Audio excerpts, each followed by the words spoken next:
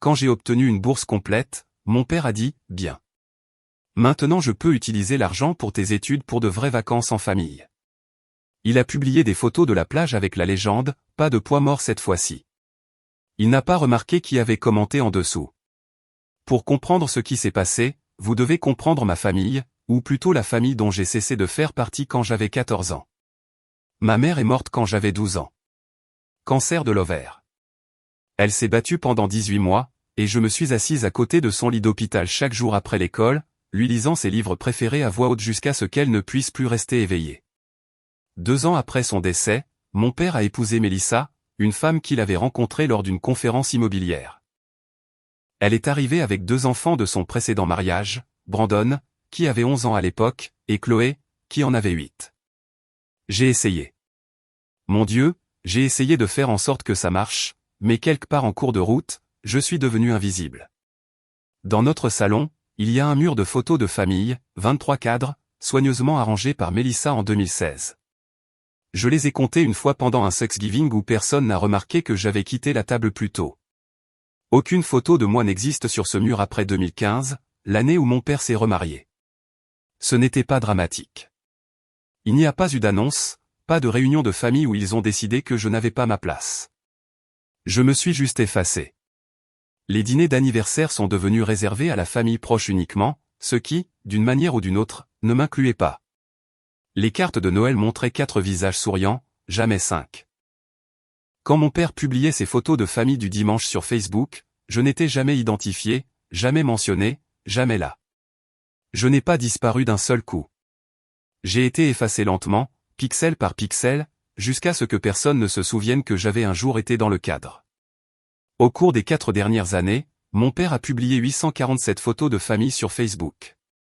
Je sais parce que je les ai comptées pendant une nuit particulièrement solitaire dans ma chambre d'étudiante. J'apparais dans exactement 3 d'entre elles, toutes des photos de grands groupes où je me tiens sur le bord, à moitié coupé.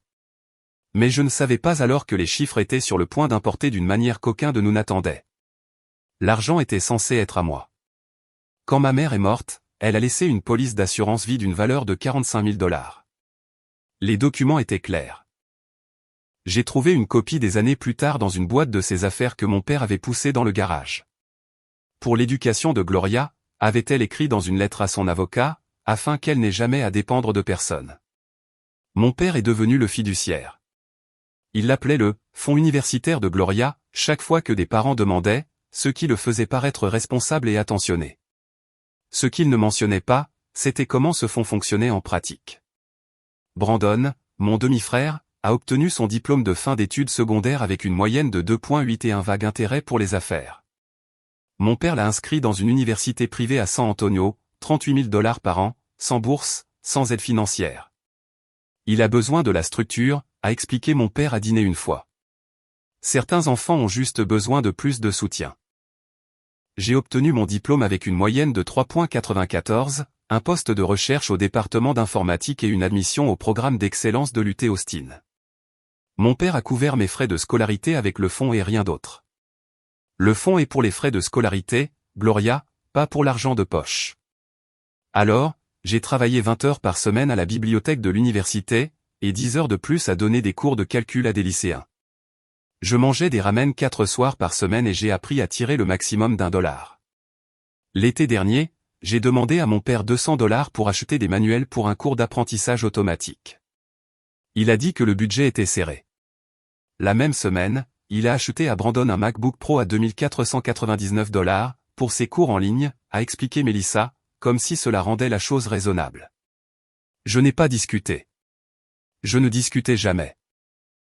J'ai juste trouvé une version PDF du manuel et j'ai surligné des passages sur mon ordinateur portable de 6 ans jusqu'à 2 heures du matin. Je ne savais pas encore que le fonds était sur le point de servir un objectif très différent. Mon père a 127 000 abonnés sur Facebook. Je sais que ça semble étrange de commencer par ça, mais c'est important. C'est important parce que Richard Young n'est pas seulement un père, c'est une marque. Richard, l'homme de famille, comme le dit sa biographie, avec une photo au coucher du soleil de lui enlaçant Brandon et Chloé sur une plage où je n'ai jamais été invité. Il travaille comme directeur principal chez Pinnacle Realty Group, l'une des plus grandes agences immobilières d'Austin. Son Facebook n'est pas seulement personnel, il est professionnel. Les clients le trouvent là. Les collègues commentent ses publications. Son image soigneusement entretenue d'homme de famille dévoué l'a aidé à conclure des affaires valant des millions. Sa publication la plus virale, 14 000 j'aime, 2300 partages, était une photo de lui emmenant Brandon à un match de football. La légende disait, « Rien ne vaut un moment de qualité avec mon fils, élevant des hommes bons, un match à la fois. » J'ai vu cette publication depuis ma chambre d'étudiante en mangeant les restes froids d'une pizza que j'avais gardée d'une réunion de département. Je n'ai pas commenté. Je ne commentais jamais. Voici ce que j'ai finalement réalisé. Mon père ne me déteste pas. Cela exigerait qu'il ressente quelque chose pour moi. Je ne suis simplement pas utile à son récit. Je ne suis pas assez photogénique, pas assez enthousiaste, pas assez pour correspondre à l'esthétique qu'il a construite.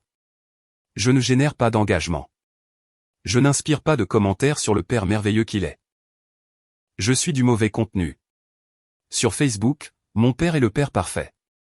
Dans la vraie vie, je suis la fille qui n'existe pas. Mais le 15 mars, j'ai reçu un email qui allait tout changer et forcer mon père à me voir, qu'il le veuille ou non. 15 mars, 7h23. Je travaillais au quart de matin à la bibliothèque de l'université, rangeant les retours dans leur calme avant que les étudiants ne commencent à arriver pour leur session d'études du matin. Mon téléphone a vibré dans ma poche arrière. Une notification de mail que j'ai failli ignorer. La ligne de l'expéditeur disait « Admission des cycles supérieurs de Stanford ». J'ai arrêté de respirer.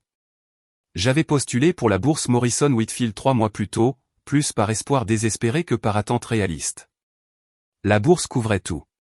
Frais de scolarité, frais de subsistance, financement de la recherche pour un programme de master en sciences des données à Stanford. Valeur totale de $187 000 sur 2 ans. Seulement 12 lauréats dans tout le pays, sur plus de 4000 candidats. J'ai ouvert l'email avec des mains tremblantes. Chère mademoiselle Young, au nom de la fondation Morrison Whitfield et de l'université de Stanford, nous avons le plaisir de vous informer que vous avez été sélectionné comme l'un des 12 lauréats de la bourse Morrison Whitfield pour l'année universitaire 2024 à 2025. Je l'ai lu 3 fois. Puis je suis allé aux toilettes de la bibliothèque, je me suis enfermé dans une cabine et j'ai pleuré pendant 15 minutes. Pour la première fois en 4 ans, chaque nuit blanche en valait la peine. Chaque repas que j'avais sauté pour m'offrir des manuels, chaque fois qu'on m'avait traité de poids mort et que j'avais ravalé ma réponse, tout cela signifiait quelque chose. Mais une ligne dans l'email a attiré mon attention plus que le reste. Docteur Eleanor Whitfield, présidente de la Fondation, a personnellement examiné votre candidature et a noté votre recherche exceptionnelle sur la modélisation prédictive pour la réponse aux catastrophes naturelles. Elle a exprimé son intérêt à vous rencontrer lors de la semaine d'orientation. Je ne savais pas qui était Dr. Eleanor Whitfield, pas encore. J'allais l'apprendre assez tôt, et mon père aussi. J'ai appelé mon père cet après-midi-là. Je ne sais pas pourquoi. L'espoir, peut-être. Une partie tenace de moi qui croyait encore qu'une bonne nouvelle pourrait débloquer quelque chose en lui. Fierté, affection, reconnaissance, n'importe quoi. Il a décroché à la 4e sonnerie. Gloria, qu'est-ce qu'il y a? Papa, j'ai été accepté. La bourse de Stanford. Complète. Il paie pour tout. Silence. 5 secondes. 10 puis, bien. J'ai attendu plus. Félicitations. Je suis fier de toi. Ta mère serait si heureuse. Bien, a-t-il répété. Ça veut dire que je peux enfin utiliser l'argent de tes études pour quelque chose d'utile. Mon estomac s'est noué. Qu'est-ce que tu veux dire? Je prévois un voyage en famille à Maui depuis des mois, mais le budget n'était pas là. Maintenant que tu n'as plus besoin du fonds. Il a fait une pause, et je pouvais entendre Mélissa dire quelque chose en arrière-plan. On peut enfin le faire bien. Complexe 5 étoiles, suite avec vue sur l'océan, tout le tralala. Nous. Moi, Mélissa, Brandon et Chloé. De vraies vacances en famille. J'ai agrippé mon téléphone si fort que mes jointures sont devenues blanches. Suis-je invité? Il a soupiré. Le genre de soupir qu'on pousse quand quelqu'un pose une question évidente. Gloria, tu as tes trucs de Stanford à régler. Les inscriptions, le logement, tout ça. De plus, c'est une chance pour nous de nous rapprocher en tant que famille. Une pause. Une vraie famille. Une vraie famille. Il l'a dit comme si j'étais une contrefaçon. Un brouillon que quelqu'un avait oublié de supprimer. L'argent que maman a laissé était pour mon éducation, ai-je dit doucement. Et tu vas être éduqué gratuitement maintenant. Problème résolu. Je n'ai pas répondu. Je ne pouvais pas, je dois y aller, a-t-il dit. Mélissa fait des réservations pour le dîner. La ligne est devenue silencieuse. 2 semaines plus tard, il publierait des photos de ses vacances avec une légende qui mettrait fin à sa carrière telle qu'il la connaissait. Mais je ne le savais pas encore. Tout ce que je savais, c'est que je ne faisais pas partie de la famille. 20 mars, je suis allé chez mon père pour récupérer des documents dont j'avais besoin pour les formalités d'inscription à Stanford. Mon acte de naissance, l'acte de décès de ma mère, des formulaires fiscaux. Mélissa m'attendait à la porte. J'ai entendu parler de ta bourse. Elle n'a pas bougé pour me laisser entrer. Félicitations. Merci. Mais ne pense pas que ça change quoi que ce soit. J'ai cligné des yeux. Ça change quoi? Ta place ici. Quelle place ai-je ici, Mélissa? Elle a souri, un sourire mince, étudié. Exactement mon point. Je l'ai poussé pour entrer dans le hall. J'ai juste besoin de quelques documents du bureau de papa. L'argent, a-t-elle dit dans mon dos. Tu es contrarié à propos des vacances.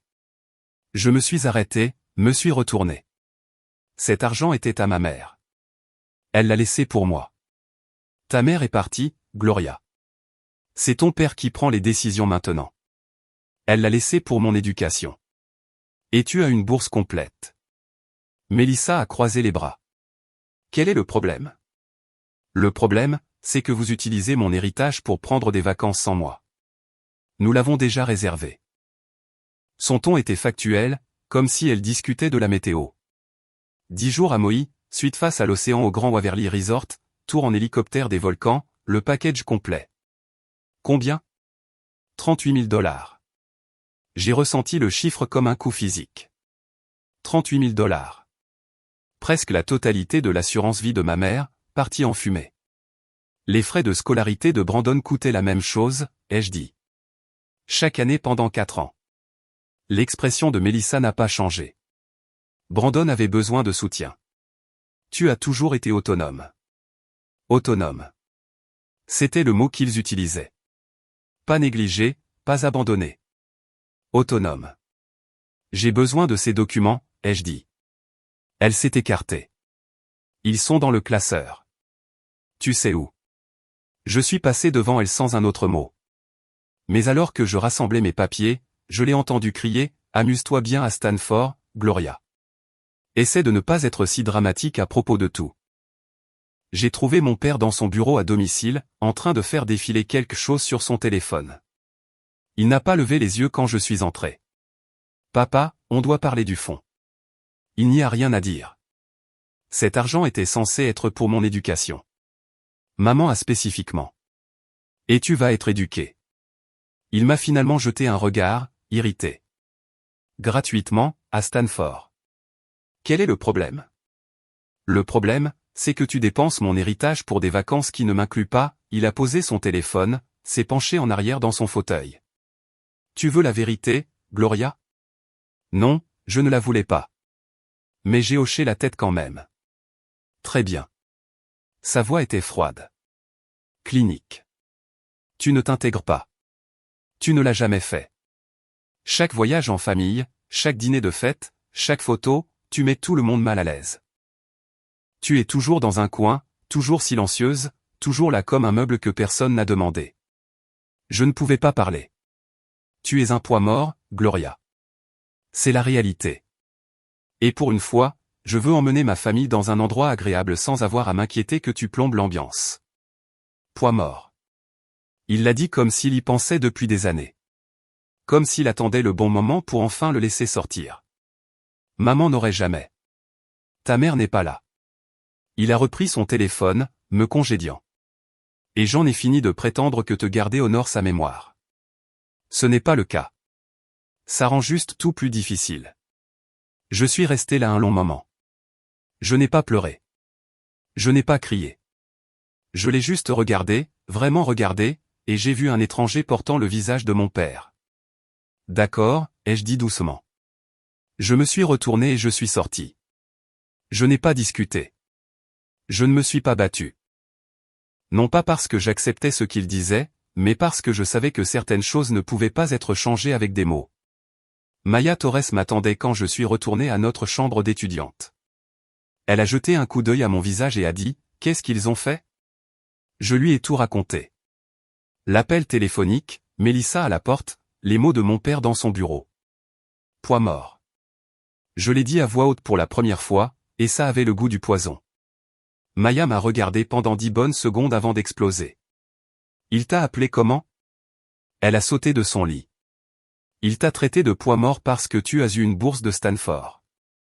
Maya, non, non, non, attends. Elle a commencé à faire les 100 pas, laisse-moi voir si j'ai bien compris.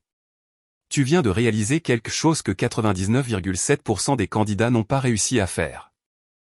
Quelque chose qui te place dans le top 12 des étudiants en sciences des données de tout le pays. Et la réponse de ton père a été « Génial.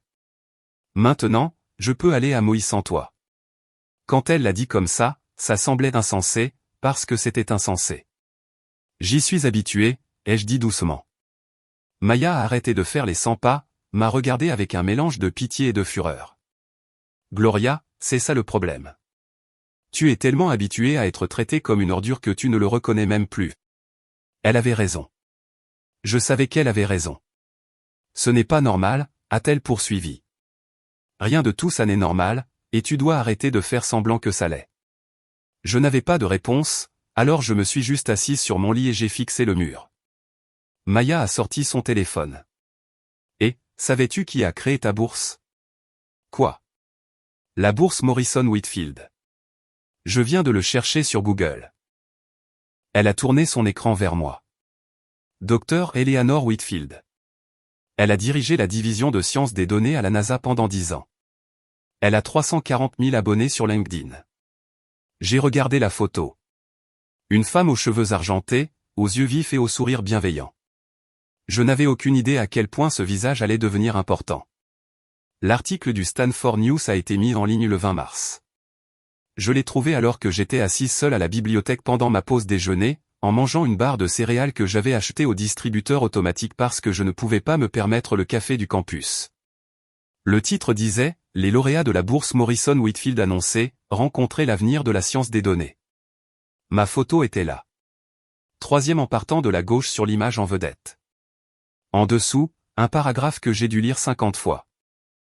Gloria Young, dont la recherche sur les applications de l'apprentissage automatique pour la prédiction des catastrophes naturelles a attiré l'attention de la présidente de la fondation, Dr Eleanor Whitfield, représente la prochaine génération de scientifiques des données engagés à utiliser la technologie pour le bien social.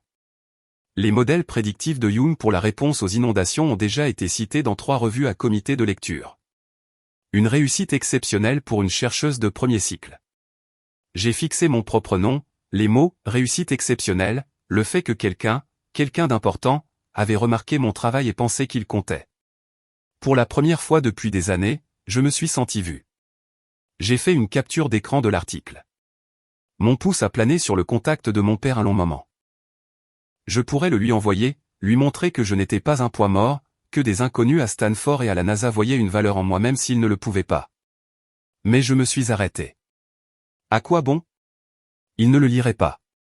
Et même s'il le faisait, il trouverait un moyen de le diminuer. N'importe qui peut être cité dans un journal scolaire. Ce n'est pas comme si c'était les vraies informations. J'ai quand même sauvegardé la capture d'écran. Pas pour lui, pour moi. Parce qu'un jour, je savais que j'aurais peut-être besoin d'une preuve que je valais quelque chose. Une preuve qui existait en dehors de la version de la réalité de mon père. Je ne savais pas alors que cet article deviendrait une preuve dans un procès très public. Pas dans une salle d'audience, mais dans une section de commentaires. 28 mars, 6 heures du matin. Je me tenais à la fenêtre de ma chambre d'étudiante, regardant le soleil se lever sur Austin. À 15 minutes de là, la famille de mon père chargeait des valises dans un Uber en direction de l'aéroport. Je le savais parce que Brandon m'a envoyé un texto. Dommage que tu ne puisses pas venir. Mais bon, plus de place dans la suite, lol. Je n'ai pas répondu. Je me suis retourné vers mon ordinateur portable où mon projet de thèse attendait. Chapitre 3. Modélisation prédictive pour les itinéraires d'évacuation en cas d'ouragan. À rendre dans 6 semaines. Le curseur clignotait, patient et indifférent. J'ai pensé à ma mère. Le dernier été avant qu'elle ne tombe malade, elle m'a emmené à Galveston. Juste nous deux. Nous avons construit des châteaux de sable, mangé trop de crème glacée et regardé les vagues jusqu'au coucher du soleil. Elle m'a tenu la main sur la plage et a dit quelque chose que je n'ai jamais oublié. Souviens-toi, Gloria, ta valeur ne dépend pas de si quelqu'un te voit. Tu comptes même quand personne ne regarde. J'ai essuyé mes yeux, ouvert mon document de thèse, commencé à taper. Quelque part au-dessus du Pacifique, mon père volait en première classe vers Maui avec l'argent de ma mère, et j'étais seul dans une chambre d'étudiante, travaillant à un avenir qu'il ne reconnaîtrait jamais. Mais enfoui dans mon email de Stanford se trouvait une ligne que je n'avais pas encore entièrement assimilée. Dr. Whitfield a exprimé son intérêt à vous rencontrer personnellement lors de la semaine d'orientation. Je ne savais pas ce que cela signifiait. Je ne savais pas pourquoi la fondatrice de ma bourse voudrait rencontrer une étudiante au hasard du Texas. J'allais le découvrir assez tôt, car dans les 10 jours suivants, mon père ferait quelque chose de si publiquement stupide que cela détruirait tout ce qu'il avait construit, et je n'aurais pas à lever le petit doigt. Internet le ferait pour moi. Si vous êtes arrivé jusqu'ici, je veux vous demander quelque chose. Avez-vous déjà été traité comme si vous n'existiez pas par votre propre famille? Avez-vous déjà réalisé quelque chose d'incroyable pour que les personnes les plus proches de vous l'ignorent? Dites-le moi dans les commentaires. Je veux entendre votre histoire. Et si vous voulez savoir ce qui s'est passé ensuite, croyez-moi, vous le voulez. Appuyez sur le bouton j'aime et continuez à regarder.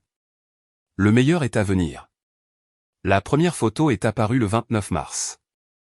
Maya me l'a montré parce que j'avais mis en sourdine le Facebook de mon père il y a des années. Elle le suivait pour ce qu'elle appelait la « reconnaissance ennemie ».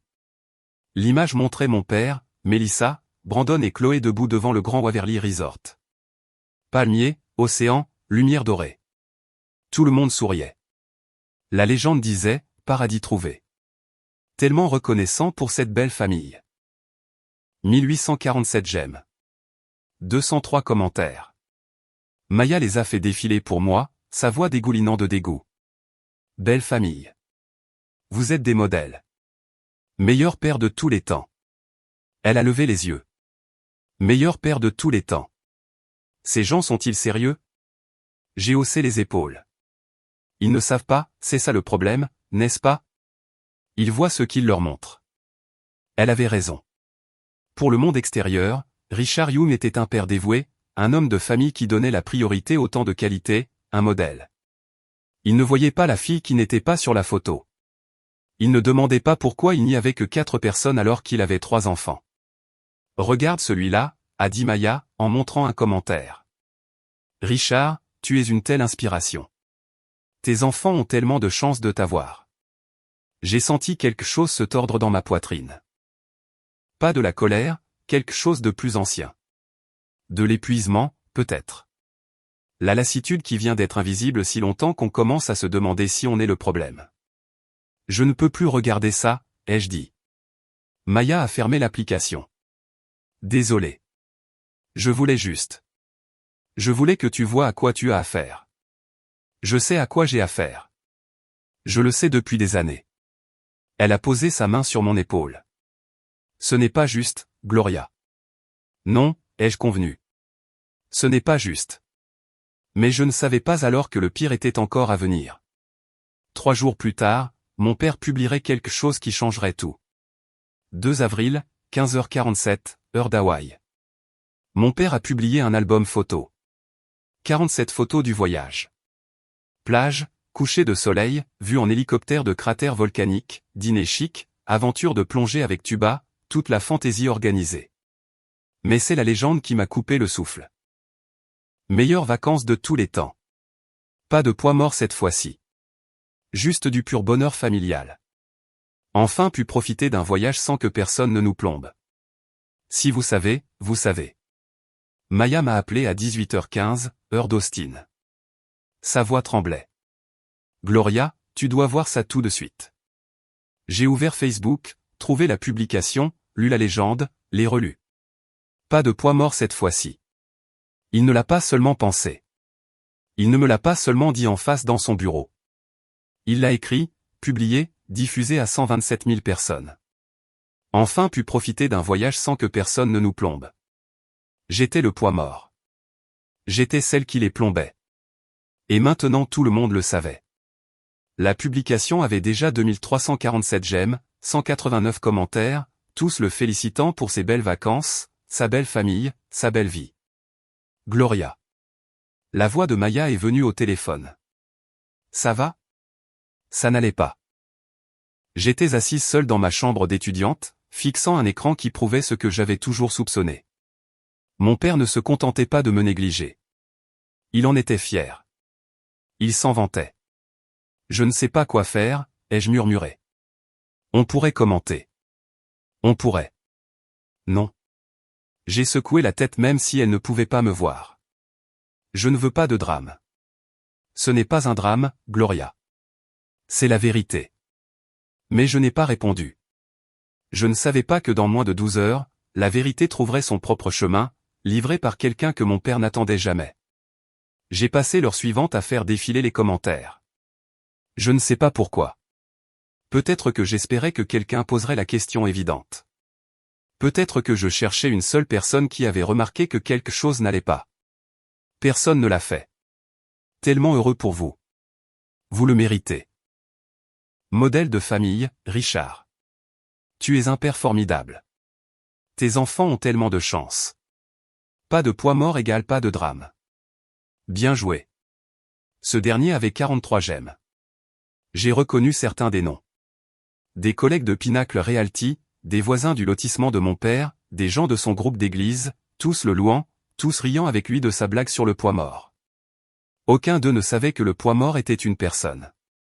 Sa fille, une boursière de Stanford, quelqu'un qui existait. Maya s'est assise à côté de moi sur le lit, me regardant faire défiler. Dis quelque chose. Qu'y a-t-il à dire? Que c'est n'importe quoi. Qu'il t'humilie publiquement?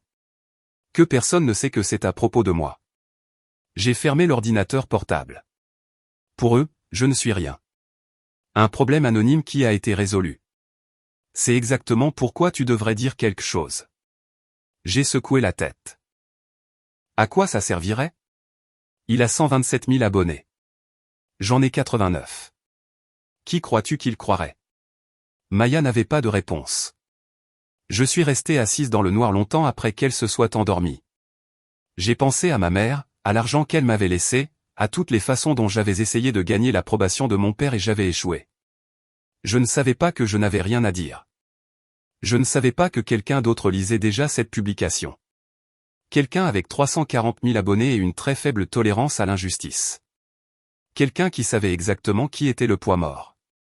J'ai appris ce qui s'est passé ensuite de Dr. Whitfield elle-même, des mois plus tard, autour d'un café à Palo Alto.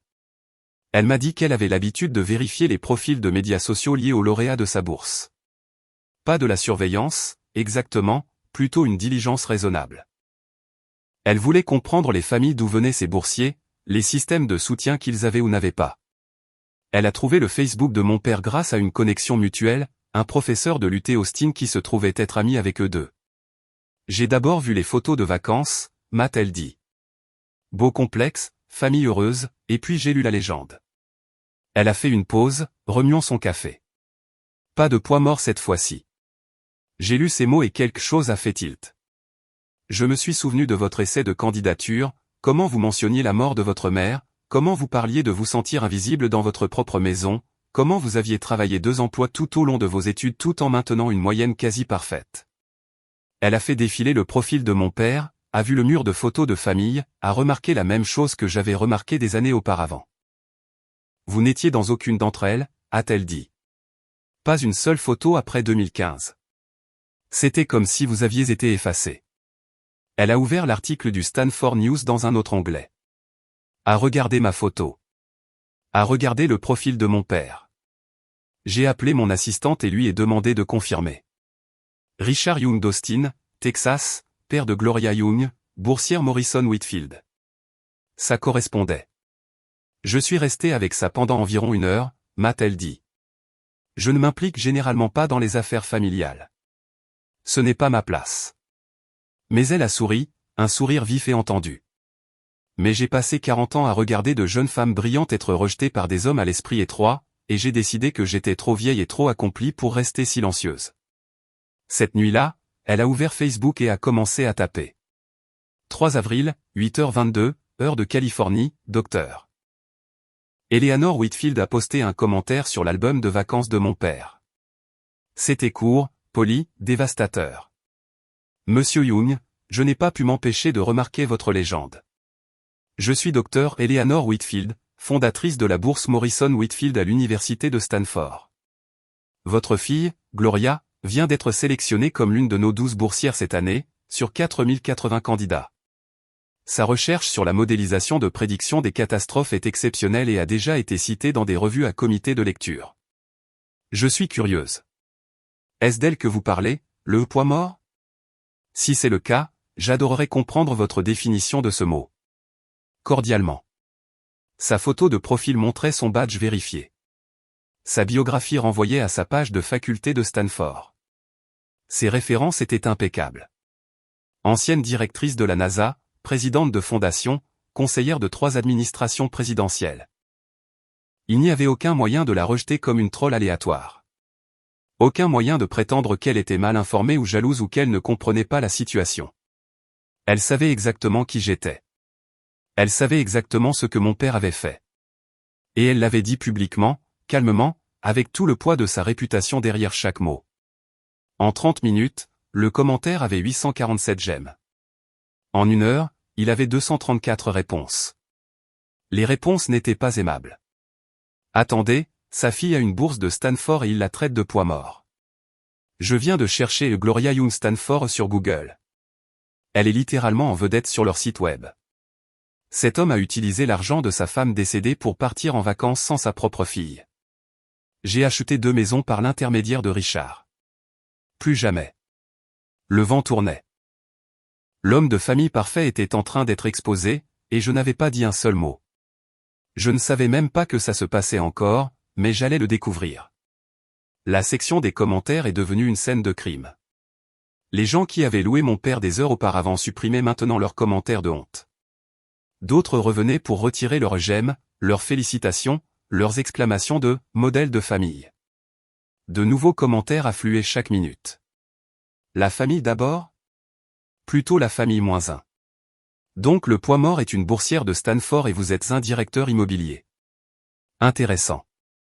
Je partage ça partout. Les gens doivent voir à quoi ressemblent vraiment les bons pères. Pinnacle Realty Group, est-ce le genre de personne que vous voulez pour représenter votre entreprise? Ce dernier commentaire était celui qui comptait le plus. Le nombre de j'aime de la publication, qui avait atteint un pic de 2347, a commencé à chuter. En 2 heures, il était tombé à 1120. Les gens le retiraient activement. Quelque chose que je ne savais même pas possible à cette échelle. Mais le commentaire qui m'a fait chavirer est venu d'un nom que j'ai reconnu. Margaret Collins, directrice régionale chez Pinnacle Realty, la patronne de mon père. Richard, nous devons parler. Lundi, mon bureau. Elle n'a rien dit d'autre. Elle n'en avait pas besoin. La capture d'écran de son commentaire s'est propagée plus vite que la publication originale. Quelqu'un a créé un fil de discussion. Un directeur immobilier humilie publiquement sa fille destinée à Stanford. Se fait reprendre par une scientifique de la NASA. La patronne voit tout. Il a été partagé 2000 fois en 3 heures. L'image soigneusement construite de mon père, 8 ans de Richard l'homme de famille, des milliers de publications sur l'amour, la gratitude et la hashtag famille bénie s'effondraient en temps réel. Et la personne qui l'avait construite était toujours sur une plage à Maui, se demandant probablement pourquoi son téléphone n'arrêtait pas de vibrer. J'ai presque eu pitié de lui. Presque. Maya a fait irruption dans notre chambre à 9h47. Gloria. Elle était essoufflée, tenant son téléphone comme s'il contenait des codes de lancement nucléaire. Regarde Facebook maintenant. Quoi? Fais-le, c'est tout. J'ai ouvert l'application avec des mains tremblantes. J'ai navigué jusqu'à la publication de mon père. Et c'était là. Le commentaire de Dr. Eleanor Whitfield. 1247 j'aime et ça continuait de monter. Des centaines de réponses. Un démantèlement complet de tout ce que mon père avait prétendu être. J'ai lu ces mots 3 fois. Est-ce d'elle que vous parlez, le poids mort? Elle l'a détruit, a murmuré Maya, avec une seule question, une question polie et dévastatrice. Je ne savais pas comment me sentir. Une partie de moi, celle qui avait passé des années à être invisible, a senti quelque chose se fissurer. Validation, reconnaissance, la preuve que je n'étais pas folle, que la façon dont on m'avait traité n'était pas normale. Mais une autre partie de moi a senti le sol se dérober. Ce n'était plus privé. C'était public, permanent, insoluble. Mon téléphone a commencé à vibrer. Des SMS de parents dont je n'avais pas eu de nouvelles depuis des années. Est-ce que c'est à propos de toi? Qu'est-ce qui se passe avec ton père? Gloria, ça va? Je n'ai répondu à aucun d'eux. Qu'est-ce que je fais? Ai-je demandé à Maya. Rien. Elle s'est assise à côté de moi. Tu n'as rien à faire. Elle l'a fait pour toi. Mais les retombées. C'est son problème. Il a créé ça. Il l'a publié. Il a choisi de te traiter de poids mort devant 127 000 personnes. Maya a attrapé ma main. Tu n'as pas fait ça, Gloria. C'est lui qui l'a fait. J'ai fixé l'écran, la photo de profil de Dr. Whitfield, les centaines d'étrangers qui me défendaient. Pour la première fois de ma vie, quelqu'un de puissant m'avait défendu, et elle n'avait rien demandé en retour. La gestion de crise de mon père était une leçon magistrale sur la façon d'aggraver les choses. À 11h30, heure d'Hawaï, il a finalement vu le commentaire. Sa réponse est apparue 20 minutes plus tard. Dr. Whitfield, je pense qu'il y a eu un malentendu. Poids mort n'était qu'une blague sur les bagages. Nous emportons toujours trop de choses. Gloria sait que je l'aime. Cela a été complètement sorti de son contexte. Internet ne l'a pas cru. Une blague sur les bagages. Vous avez dit pas de poids mort cette fois-ci, ce qui implique qu'il y en avait avant. Si c'était à propos des valises, pourquoi mentionner enfin profiter d'un voyage sans que personne ne nous plombe? Bien essayé, Richard. Nous savons tous lire. Les bagages ne plombent pas l'ambiance. Les gens, si. Vous parliez de votre fille. En 15 minutes, sa réponse avait plus de réactions de colère que de j'aime. Il l'a supprimée. Ça a aggravé les choses. Il supprime des commentaires maintenant. Faites des captures d'écran de tout. Je l'ai eu avant qu'il ne supprime. Je partage dans ma story. La dissimulation est toujours pire que le crime. Richard. Il a essayé de supprimer la publication originale. Trop tard. Des centaines de captures d'écran circulaient déjà. Un groupe Facebook local appelé Austin Real Estate Watch, 45 000 membres, a partagé le fil de discussion avec une légende accablante. Voici Richard Young, directeur principal chez Pinnacle Realty Group. Est-ce ainsi que Pinnacle représente les valeurs familiales? La publication a été partagée 400 fois en 1 heure. Quelqu'un a trouvé l'article du Stanford News et l'a publié à côté de la capture d'écran. Côte à côte, mon père me traitant de poids mort et Stanford me qualifiant d'exceptionnel. Le contraste était dévastateur. Mon père a cessé de répondre après ça. Son Facebook est devenu silencieux, mais le mal était fait. On ne peut pas supprimer Internet et on ne peut pas revenir en arrière. Il était sur le point d'apprendre ça à ses dépens. L'appel est arrivé à 14h15, heure d'Austin.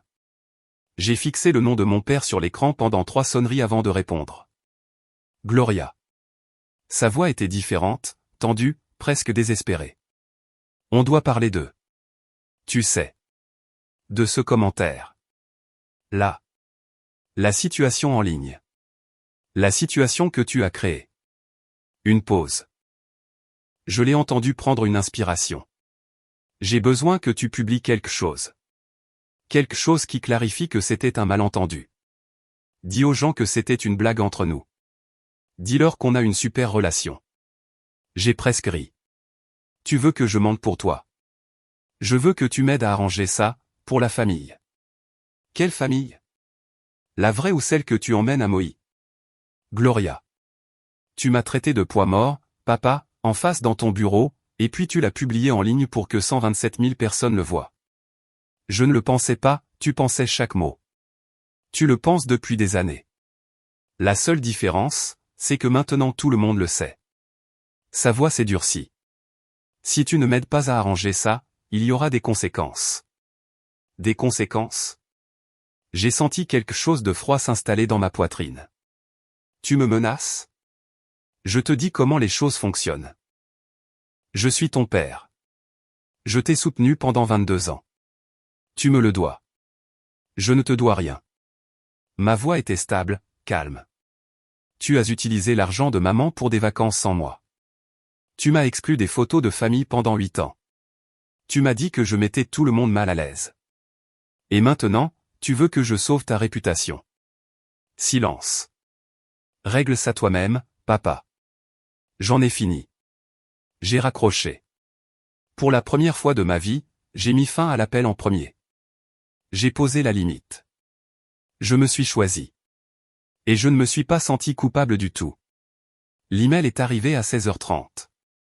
J'ai vu l'expéditeur, whitfield@stanford.edu, et mon cœur s'est arrêté. Chère Gloria, j'espère que vous ne m'en voulez pas d'avoir commenté la publication de votre père. Je réalise que c'était peut-être présomptueux de ma part de m'impliquer dans une affaire familiale, et si j'ai outrepassé mes droits, je m'en excuse sincèrement. Mais je veux que vous sachiez pourquoi je l'ai fait. J'ai passé 40 ans dans le milieu universitaire et l'industrie à regarder de jeunes femmes brillantes être rejetées par des gens qui auraient dû les soutenir. J'ai vu trop d'esprits talentueux douter d'eux-mêmes parce que les personnes les plus proches d'eux refusaient de voir leur valeur. Quand j'ai lu votre essai de candidature, j'ai vu quelque chose de remarquable. Pas seulement de l'intelligence, bien que vous en ayez en abondance, mais de la résilience. Le genre de force tranquille qui vient de la survie à des choses que vous n'auriez pas dû avoir à survivre. Vos réalisations parlent d'elles-mêmes. Une bourse que 4068 autres candidats n'ont pas reçue. Des recherches déjà citées par vos pairs. Un avenir qui vous appartient entièrement. Ne laissez personne, famille ou autre, diminuer ce que vous avez accompli. Si jamais vous avez besoin de quoi que ce soit, ma porte est toujours ouverte. Je pensais ce que j'ai dit dans votre lettre d'acceptation. J'ai hâte de vous rencontrer à l'orientation. Cordialement, Eleanor. J'ai lu l'email 3 fois. À la 3e fois, je pleurais. Ce n'était pas des larmes tristes, quelque chose d'autre, du soulagement peut-être, ou de la reconnaissance. Pendant des années, je me suis demandé si j'étais le problème, si mon père avait raison, si j'étais vraiment un poids mort, trop silencieuse, trop maladroite, trop difficile à aimer. Et voici une femme que je n'avais jamais rencontrée, une femme qui avait dirigé la division de sciences des données de la NASA, me disant que je valais la peine d'être défendu. J'ai tapé ma réponse à travers une vision floue. Dr Whitfield, merci. Pas seulement pour le commentaire, mais pour m'avoir vu quand ma propre famille a choisi de ne pas le faire. Je ne vous décevrai pas, si vous avez déjà eu quelqu'un, un professeur, un mentor, un étranger, qui vous a défendu quand votre famille ne le faisait pas, je veux l'entendre. Ces personnes comptent plus qu'elles ne le savent. Laissez un commentaire ci-dessous et dites-moi qui a cru en vous quand personne d'autre ne le faisait. Et si cette histoire résonne en vous, abonnez-vous pour ne pas manquer ce qui va suivre. Nous sommes presque à la fin. Et croyez-moi, vous voulez voir comment ça se termine. 7 avril, le lundi après les vacances. J'ai appris ce qui s'est passé de Maya, qu'il a appris d'une amie qui travaillait à la réception de Pinnacle Realty. Mon père est entré dans le bureau à 8h45, 15 minutes en avance, portant son meilleur costume. Il pensait pouvoir prendre les devants, expliquer, tourner les choses, faire ce qu'il faisait de mieux. Margaret Collins attendait déjà. La réunion a duré 47 minutes. Quand mon père en est sorti, son visage était gris. Voici ce que j'ai reconstitué plus tard. Pinnacle Realty Group avait une politique sur les médias sociaux. C'était dans le manuel de l'employé, page 34. Les employés sont tenus de se comporter de manière professionnelle sur les plateformes de médias sociaux, en particulier lorsque leur emploi est publiquement visible. Une conduite qui nuit à la réputation de l'entreprise peut entraîner des mesures disciplinaires. Mon père avait, directeur principal, Pinnacle Realty, dans sa biographie Facebook. Sa publication et l'effondrement viral qui a suivi avaient été partagés plus de 3000 fois. La ligne du service client de l'entreprise avait reçu 14 appels de clients demandant si Pinnacle approuvait ce genre de comportement. Margaret Collins n'a pas crié. Elle n'en avait pas besoin. À compter d'aujourd'hui, vous êtes réaffecté du poste de directeur principal à celui de directeur associé. Vous ne superviserez plus l'équipe résidentielle. Votre salaire sera ajusté en conséquence. Les chiffres, de $127 000 par an à $97 759, une baisse de salaire de 23%. De plus, il était tenu de suivre un cours de formation obligatoire, conduite professionnelle dans les espaces numériques, 8 heures sur son temps personnel. Il a essayé de discuter, d'expliquer, de dire que c'était une affaire de famille, une blague privée, un malentendu. La réponse de Margaret a été simple. Richard, vous l'avez rendu public. Maintenant, vous faites face aux conséquences publiques. Il est sorti de cette réunion un homme différent, et ses problèmes ne faisaient que commencer. Les retombées sociales ont été plus lentes, mais plus complètes. Au cours de la semaine suivante, mon père a perdu 34 000 abonnés sur Facebook. Son nombre est passé de 127 000 à 93 000 et a continué de chuter. La marque, Richard l'homme de famille, était en hémorragie. 3 clients potentiels ont annulé des visites de maison. Je le sais parce que l'un d'eux m'a envoyé un message sur LinkedIn. Mademoiselle Young, j'allais acheter une maison par l'intermédiaire de l'agence de votre père. Après avoir vu ce qu'il a publié sur vous, j'ai décidé de faire affaire ailleurs. Félicitations pour Stanford. Vous méritez mieux que lui. Je n'ai pas répondu, mais j'ai sauvegardé le message. L'association parents-professeurs du lycée de Brandon a demandé à mon père de démissionner du conseil consultatif. Un parent avait partagé la capture d'écran dans leur groupe de discussion et le vote avait été unanime. Un blog local appelé Austin Family Watch a publié un article. Un directeur immobilier local, une publication virale déclenche une conversation sur les enfants au poids mort et les dynamiques de famille recomposées. Ils ne l'ont pas nommé directement, mais tout le monde savait. La section des commentaires était brutale. Mélissa a aussi commencé à recevoir des questions. Des amis qui envoyaient des textos. Est-ce que cette publication concerne la fille de Richard? Qu'est-ce qui se passe avec ton mari? Elle a cessé de répondre à ces groupes de discussion. Et puis, de manière inattendue, un message de Brandon. Sœur. Un mot. Un mot qu'il n'avait pas utilisé depuis 8 ans. Je ne savais pas que c'était si grave. Je suis désolé. J'ai fixé le message pendant un long moment. Je ne savais pas s'il était sincère. Je ne savais pas si quelque chose changerait. Mais c'était la première fois que quelqu'un dans cette maison reconnaissait ce qui m'était arrivé. Peut-être que c'était quelque chose. Peut-être pas. Quoi qu'il en soit, mon père apprenait une leçon qu'il aurait dû apprendre il y a des années. Internet n'oublie jamais, et les personnes que vous avez lésées non plus. L'appel d'excuses est arrivé le 10 avril. La voix de mon père était plus douce que je ne l'avais jamais entendue. Humble, presque. Mais j'avais appris à écouter ce qu'il y avait en dessous. Gloria, j'ai beaucoup réfléchi. Ah oui? J'ai eu tort. Ce que j'ai publié, ce que j'ai dit, c'était mal. Je veux arranger les choses. Pendant un instant, je me suis permis d'espérer. Peut-être qu'il avait enfin compris. Peut-être que la perte de son titre et de ses abonnés avait brisé le mur qu'il avait construit. Comment, ai-je demandé. Je vais publier des excuses publiques. Dire à tout le monde à quel point je suis fier de toi, à quel point je t'aime, comment le commentaire sur le poids mort était une terrible erreur. Ça ressemble à un début. Mais j'ai besoin de ton aide. C'était ça. Si tu pouvais commenter quelque chose de positif en dessous, peut-être identifier Dr. Whitfield pour quelle voie que j'ai changé, ça aiderait vraiment à réparer les dégâts. J'ai fermé les yeux. Tu veux que je t'aide à réparer ton image? Je veux que nous guérissions en tant que famille. Non, papa. Tu veux récupérer tes abonnés. Tu veux récupérer ta réputation. Tu veux annuler les conséquences sans rien changer réellement. Ce n'est pas, tu ne t'es pas excusé auprès de moi. Pas vraiment. Tu t'es excusé auprès d'Internet. Tu t'es excusé auprès de ta patronne. Mais tu n'as pas dit une seule fois, Gloria, je suis désolé pour la façon dont je t'ai traité ces 8 dernières années. Silence. Parce que tu n'es pas désolé, ai-je poursuivi. Tu es embarrassé. Il y a une différence. Gloria. La guérison n'est pas une campagne de relations publiques, papa. Et je ne suis pas un outil que tu peux utiliser pour réparer ce que tu as cassé. J'ai raccroché. Il n'a pas rappelé. Et pour la première fois, j'ai réalisé que je ne voulais pas qu'il le fasse. 15 avril, un nouvel email de Stanford. La ligne d'objet disait « Une opportunité ». Chère Gloria, j'espère que ce message vous trouve bien. J'ai pensé à notre prochaine orientation et à vos intérêts de recherche. Et j'ai une proposition. Chaque été, je sélectionne 2 nouveaux boursiers pour rejoindre mon équipe de recherche en tant qu'assistant rémunéré avant le début de l'année universitaire. C'est l'occasion de prendre une longueur d'avance sur le programme, d'établir des liens avec le corps professoral et de contribuer au projet en cours de modélisation climatique et de réponse aux catastrophes. Je voudrais vous offrir l'un de ces postes. Les détails, du 1er juin au 15 août, allocation de $4 500 par mois, aide au logement disponible.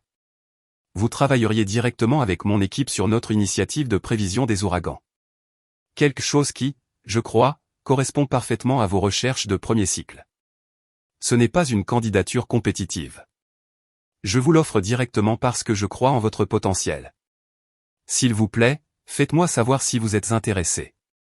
Cordialement, Eleanor. J'ai lu l'email 4 fois pour m'assurer que je n'hallucinais pas $4 500 par mois. Un mentorat direct de l'une des scientifiques des données les plus respectées du pays. Une longueur d'avance à Stanford avant même d'y être officiellement inscrite. Maya a crié quand je lui ai dit. Tu comprends ce que c'est? Elle a attrapé mes épaules. C'est Dr. Eleanor Whitfield, ancienne directrice de la NASA, qui te recrute personnellement dans son équipe pendant que ton père suit un cours obligatoire d'éthique des médias sociaux. Le karma est réel. J'ai ri. Vraiment ri. Quelque chose que je n'avais pas fait depuis des semaines. Mon père voulait des vacances à $38 000. Il a eu une rétrogradation et un séminaire de formation. Je voulais être vu.